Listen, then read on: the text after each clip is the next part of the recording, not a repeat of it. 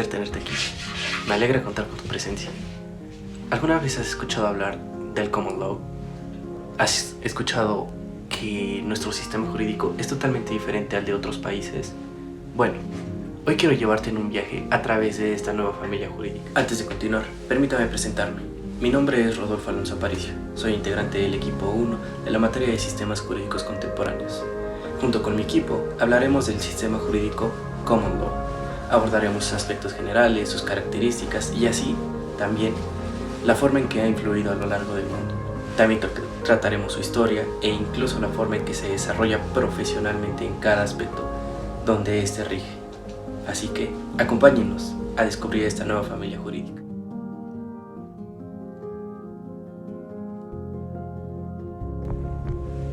De manera introductoria, podemos decir lo siguiente acerca del Common Law. El Common Law tiene ciertas características que lo vuelven un sistema tan único, tan él, por así decirlo. Cabe destacar que este sistema actualmente se puede considerar como un sistema de normas que no se encuentran escritas, ya que éstas se rigen a través de la costumbre, a través de lo que nosotros conocemos como jurisprudencia. Es por eso que el Common Law es el principal exponente del derecho no escrito. Ahora, para hablando en términos de historia sobre el Common Law, tenemos que partir desde Inglaterra. ¿Por qué? Porque es lo que conocemos como el derecho inglés, y los cuales dos características esenciales son los dos tipos de juez que existían, que eran los monárquicos y los especiales, que bueno, más adelante hablaremos un poco de ellos.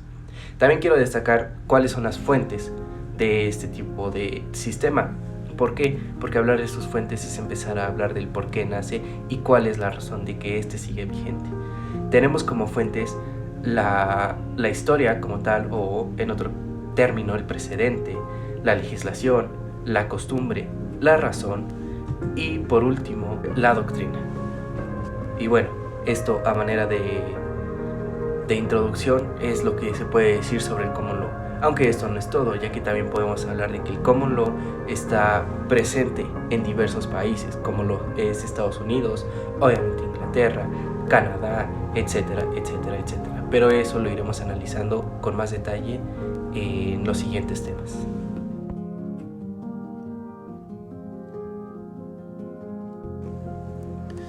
¿Por qué es necesario detenernos en saber cómo se origina el Common Law? ¿Por qué es necesario analizar su historia y entenderla sobre todo? Bueno, la respuesta es simple. Si queremos entender algo, cualquier cosa, no solo esto, necesitamos comprender el por qué nace. Necesitamos comprender cuáles son sus fuentes. Necesitamos entender cuál fue la razón de que ésta siga existiendo incluso.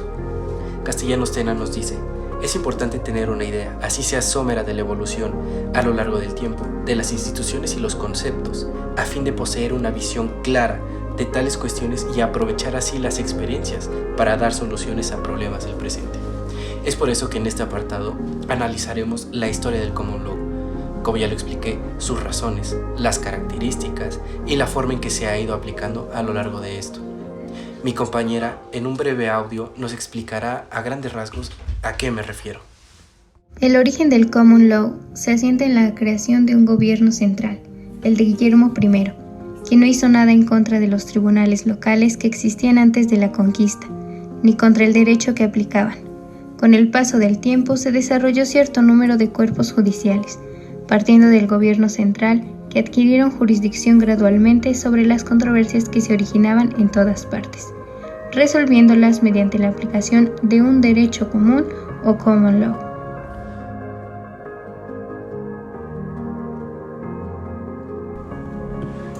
Muy bien, vamos a hablar un poco sobre la estructura del derecho inglés, que es la estructura del derecho de Inglaterra. Para esto podemos hablar de diferentes aspectos, desde la diferencia entre Common Law y Equity, desde el derecho penal y el derecho civil, el derecho eclesiástico, el derecho militar, etcétera, etcétera, etcétera. Vamos a ir abordando estos puntos conforme vayamos avanzando y los vamos a ir explicando detenidamente.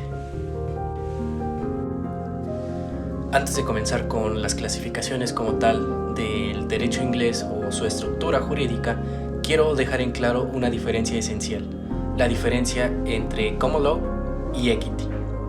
Common Law es todo, por así decirlo, y Equity es una rama que surge del Common Law. ¿Para qué? Para solucionar casos que el Common Law no tenía previstos. En otras palabras, es una rama complementaria que ayuda a formar y a perfeccionar el sistema jurídico que ya tanto conocemos, denominado Common Law. Entonces, esta es la principal diferencia, que la Equity es solo un complemento, es solo una ayuda para un sistema mucho más grande. Ahora sí, prosigamos con la estructura del derecho inglés.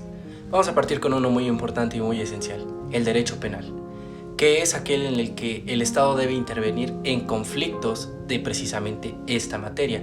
¿Por qué? Porque le corresponde perseguir y o sancionar conductas ilícitas tipificadas y que, bueno, claro está, afectan el bien común.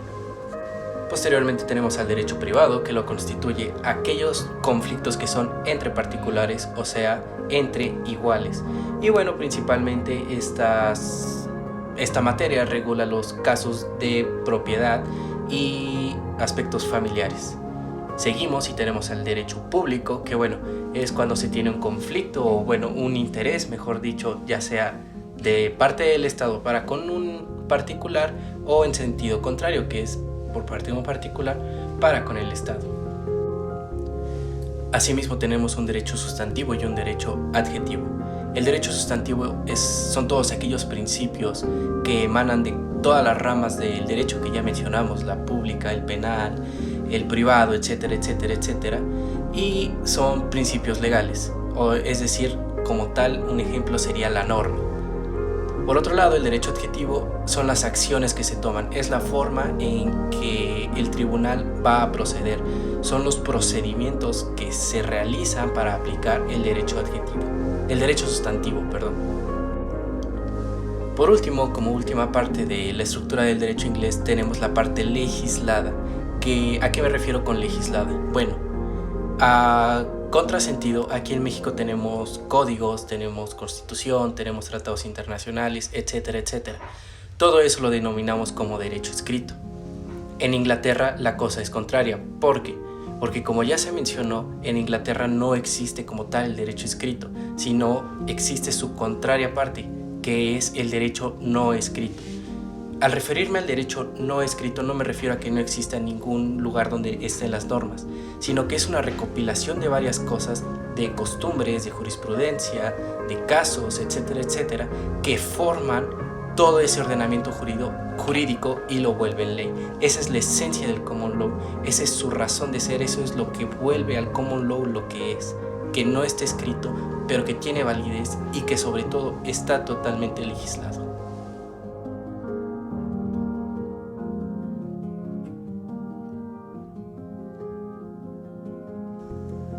Muy bien, ahora hablemos un poco más sobre nuestro país favorito, Inglaterra. Como ya sabemos y como ya mencionamos, el common law es totalmente diferente. Y claro, esto es en su historia, en sus fuentes y en diversas ramas. Ahora nos centraremos un poco más en la práctica, o sea, en cómo se ejerce la profesión en el país de Inglaterra. Y para esto, una de mis compañeras nos va a explicar a través de un audio cómo es que se lleva a cabo esto, cómo es que se lleva a la praxis el common law. Lleva a cabo la profesión jurídica en Inglaterra en la parte judicial y en la de los abogados. La profesión legal en Inglaterra es en gran medida la responsable de la creación y desenvolvimiento del sistema jurídico. La organización judicial inglesa se puede dividir en dos grandes rubros. El primero se refiere a la justicia alta, la cual imparten las Cortes Superiores, y en el segundo se encuentra la justicia baja, la cual imparten las Cortes Inferiores, así como algunos organismos casi judiciales. Las Cortes Superiores son importantes, ya que en ellas se originan los precedentes judiciales que son vinculatorios para los tribunales inferiores. Como Cortes Superiores se encuentran la Suprema Corte de la Judicatura, la cual está integrada por tres cuerpos, como son la Suprema Corte de Justicia, la Corte de la Corona y la Corte de Apelación. La High Court of Justice está dividida en tres, que son Queen's Bench, Banco de la Reina, Chancery, Cancillería y Familia. las cuales están integrados por jueces especializados en las diferentes reglas de procedimiento, por lo que cualquiera de ellas es competente para conocer de cualquier asunto que se ventile ante el Tribunal Superior de Justicia. El Tribunal Queen's Bench se divide a su vez en Corte del Almirantazgo y Corte de Comercio. Chancery está compuesta por el Tribunal de Sociedades y el Tribunal de Quiebras. El Tribunal de la Corona es competente en materia penal, ya que ella, junto con los jueces, buscan a un jurado para declarar a alguien culpable o no. El Tribunal de Apelación es el tribunal de la Corte Suprema de la Judicatura. Este recurso es de carácter excepcional y para interponerlo es necesario contar con la autorización del Tribunal Inferior. Las Cortes Inferiores. Estos tribunales conocen de la mayoría de asuntos. En la materia penal, en su nivel inferior, encontramos a magistrados, que son simples ciudadanos a los cuales se les confiere la función de jueces de paz. La palabra Cortes se utiliza para los órganos que administran la justicia civil y criminal. El Parlamento es el órgano responsable de la creación de los tribunales, cuya función es la de oír y decidir disputas como si fueran una corte. También se les conoce como tribunales administrativos. Existe un órgano llamado Consejo de Tribunales, el cual supervisa el funcionamiento de los tribunales administrativos. En cuanto a los abogados, en Inglaterra, los abogados se pueden dedicar a una de las dos ramas, que son barrister o solicitor. El barrister es quien está autorizado para actuar frente al tribunal, ya sea en la Corte de Justicia inferior o superior, representando a su cliente. Se le exige un tiempo de práctica profesional, al lado del quien ya haya sido llamado a la barra. Los ingleses le llaman a la barra cuando un barrister inicia en el ejercicio profesional. Solicitor puede actuar en juicio ante las cortes inferiores. Su principal función es servir como consejero legal en relación a los asuntos de sus clientes. Prepara los casos que van a representar los barristers en el tribunal. Debe permanecer en la Law Society, debe de cumplir con un determinado ejercicio profesional. En Inglaterra, el grado universitario por sí solo es insuficiente para poder ejercer la profesión.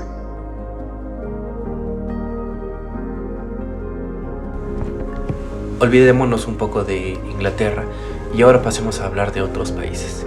En primer lugar tenemos a Estados Unidos. Vamos a hablar un poco de su historia, pero sobre todo vamos a enfocarnos en su ordenamiento jurídico para identificar cómo es que el Common Law interviene en este país.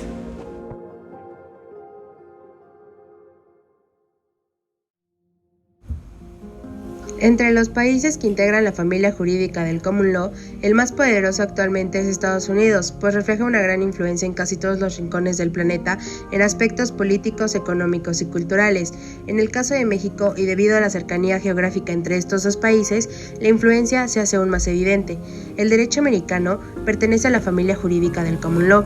Sus raíces provienen del derecho inglés, sin embargo, no quiere decir que el derecho de los Estados Unidos y el de Inglaterra sean iguales. Se diferencian en que el derecho americano recibió y sigue recibiendo influencias ajenas del derecho inglés, y que después de la independencia de Estados Unidos se convirtió en una república federal y adoptó una organización político-constitucional diferente a la inglesa, la cual dio origen a la aparición en los Estados Unidos del derecho federal y del derecho local, los cuales no se encuentran en Inglaterra.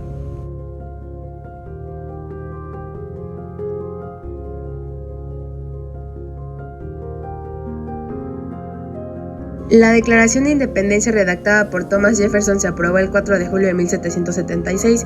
Sin embargo, Gran Bretaña reconoció a los Estados Unidos de América como país independiente, firmando su independencia hasta 1783, y así las 13 colonias se convirtieron en los 3 estados de la Unión Americana, formando el principio de una confederación de acuerdo a lo establecido con los artículos de la Confederación y de la Unión Perpetua. Sin embargo, como los artículos de la Confederación no dieron resultados, se redactó una constitución, la cual debía de ser suprema en la nueva nación. Esta constitución organizó los estados de la Unión como una república federal, estableció un gobierno central con más poder del que se había previsto en los artículos de la Confederación, reservando a cada estado su soberanía en una esfera interna. También se dispuso que el Common Law inglés se aplicaría siempre que no contrariara las prácticas constitucionales y políticas de las realidades geográficas de cada estado. Se pensó que la independencia política estaba acompañada de la independencia jurídica. Asimismo, algunos principios básicos del derecho natural cobraron fuerza.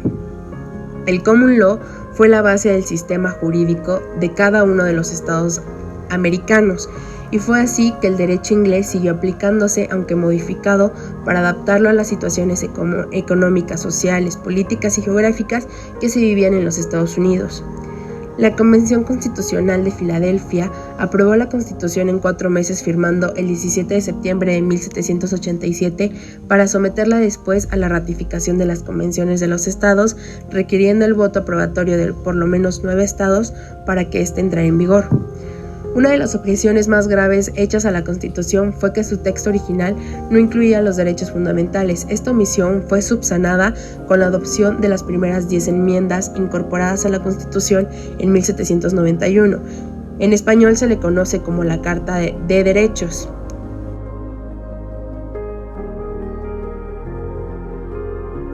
En cuanto a sus sistemas jurídicos, cada uno de los estados de la Unión Americana no son iguales entre sí.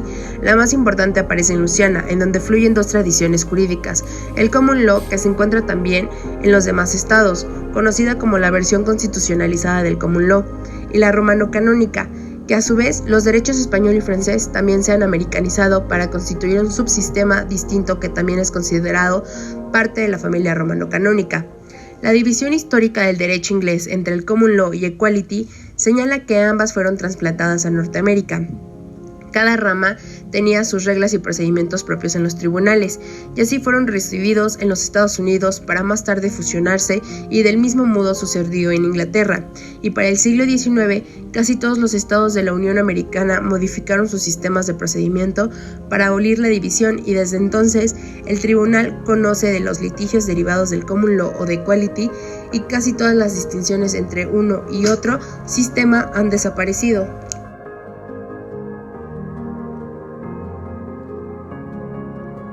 El profesor William Starsky dice que para él el sistema legal de los Estados Unidos lo reforman 3 sistemas distintos que corresponden a diferentes niveles de gobierno y que son independientes entre sí, pero que están íntimamente relacionados. El autor se refiere al gobierno federal, al gobierno estatal y al gobierno local.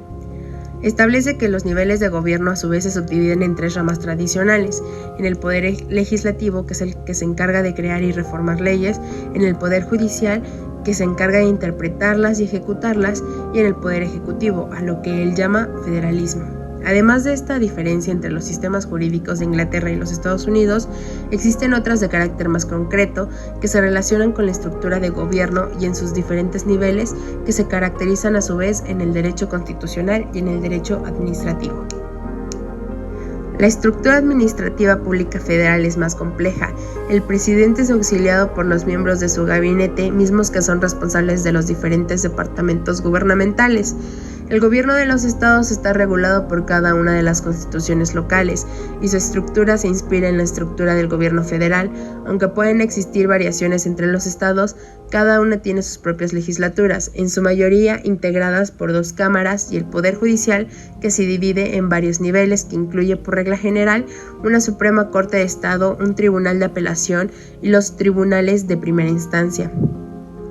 El poder legislativo se deposita en el Congreso de la Unión, el poder ejecutivo en el presidente, en el vicepresidente y en los departamentos gubernamentales, mientras que el poder judicial determina la Suprema Corte de los Estados Unidos y los demás tribunales federales.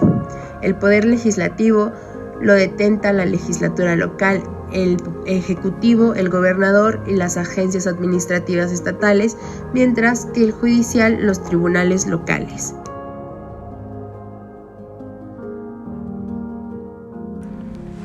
Es momento de seguir avanzando y hablar de países en los cuales el Common Law ha tenido demasiada influencia. En este caso, o en este pequeño apartado, te voy a hablar sobre 3 países. Existen muchos más, pero quiero centrarme en estos 3 porque son de mucha importancia. En primer lugar tenemos a Irlanda, posteriormente Australia y por último Canadá. Así que a lo largo de este tema vamos a abordar esos 3 países.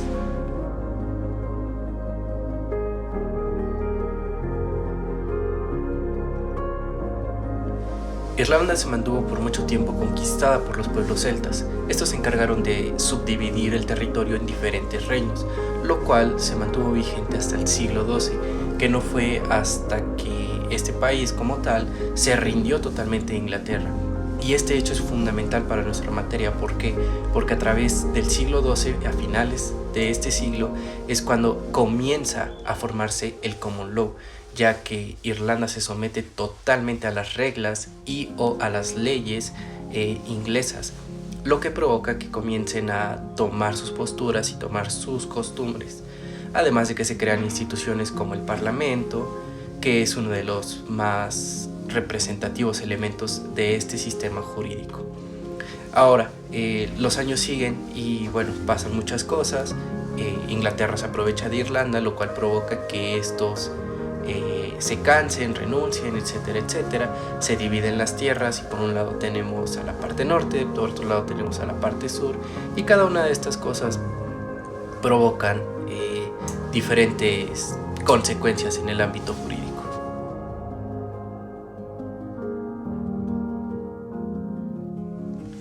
Muy bien, ahora vamos con la organización gubernamental. Para empezar, Irlanda es una república, la cual por ende está gobernada por un presidente.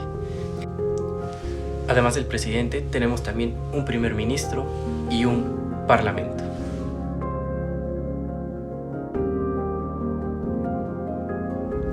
Por último, en la cuestión de la organización judicial, tenemos en orden, primero, la Supreme Court, que es la Corte Suprema, la cual se encarga como un tribunal de apelación. Abajo del peldaño tenemos la High Court, que es la Corte Alta, en donde se tratan temas de materia civil y materia penal.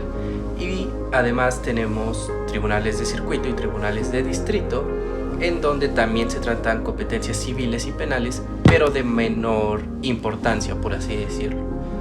En cada una de estas se encuentra un jurado, en el cual, pues ya sabemos, igual que en la cuestión de Estados Unidos, funge para determinar si es culpable o no.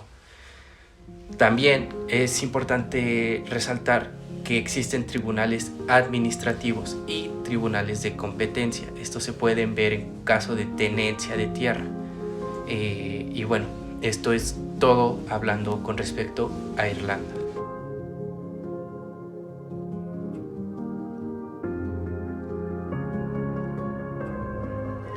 Hablar de la relación entre Australia y el Common Law realmente no es complicado. ¿Por qué? Porque Australia siempre, a lo largo de toda su historia, se ha visto fuertemente influenciada por este sistema jurídico. Australia, para empezar, comienza como una institución derivada del derecho inglés, lo cual obviamente nos hace pensar que lleva, por tanto, el Common Law incluido en sí. Si avanzamos en su historia, a partir de su independencia, los procesos que vivió, podemos ver que Australia jamás busca separarse de este sistema jurídico. Incluso Swigert y Coates nos dicen, a fin de cuentas, uno puede concluir que el derecho australiano y el derecho inglés son todavía muy similares en cuanto al método, procedimiento, conceptos jurídicos fundamentales, aplicación y técnicas legislativas. E incluso agregan que si comparáramos cualquier otro sistema parecido al del derecho inglés, el derecho australiano va a ser el más similar. Es por eso que hablar de derecho australiano es lo mismo, o prácticamente lo mismo, que hablar de derecho inglés. Canadá no puede, sino que resulta un tema bastante extenso del cual hablar. Sin embargo, por motivos prácticos voy a tratar de resumirlo en 6 puntos. Su historia, su constitución, las fuentes de su derecho, la profesión legal, la organización judicial, y dedicaré un breve espacio para la parte de Quebec, que es un pequeño territorio que tiene ciertas características especiales.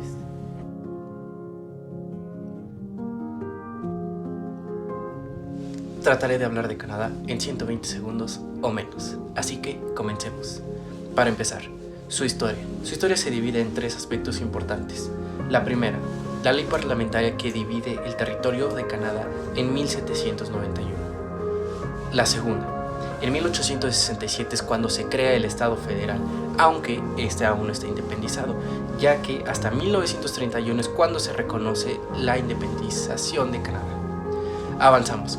Constitución. La Constitución es un documento complejo, la cual está constituida por su antecesora, la Carta de Derechos y Libertades y las correspondientes enmiendas. Las fuentes de donde emana el derecho canadiense es la ley y la jurisprudencia. Ahora, su organización judicial. Esta se inspira en un modelo británico y una característica muy especial es que es un sistema unitario en donde, además de todo, cuenta con tribunales federales y locales. La profesión legal es también bastante interesante de analizar porque es muy nueva. Hasta 1949, antes de ese año, no se formaban abogados, no existía como tal una carrera en derecho, por así decirlo. Es hasta este año cuando la Universidad de Toronto empieza a impartir esta nueva profesión, por así decirlo. ¿Qué es lo que necesita un estudiante? Bueno, además del título debe contar con ciertos horas de práctica y deben acreditar el curso de la famosa barra, la cual ya la vimos. Por último hablaré de Quebec.